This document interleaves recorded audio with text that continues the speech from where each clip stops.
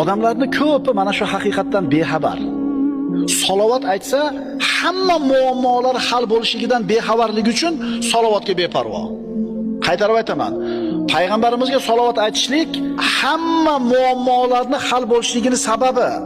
İnsanlarda aqli yetmaydigan, insonlarda qo'lidan kelmaydigan masalalarni hal bo'lishi ham salovatga bog'liq. Ishonasizmi, birodar? Ishoning. Imom Bayhaqiy Shu'abul Iymonda Anas ibn Malikdan keltirilgan hadisda aytadi: kim payg'ambarimiz sollallohu alayhi vasallamga 100 ta salovat aytsa, Alloh taolo mana shu bandani 100 ta hojatini ravo qiladi. 70 tasi oxirat hojatlaridan bo'ladi, 30 tasi dunyo hojatlaridan bo'ladi. Kunda bitta hojatingiz ravo bo'lsa, o'zi qanaqa xursand bo'lib ketasiz-a?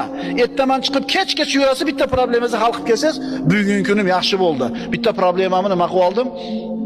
Robbing 30 ta muammoyini hal qilib beradi. Agar salovat aytsang 100 marta.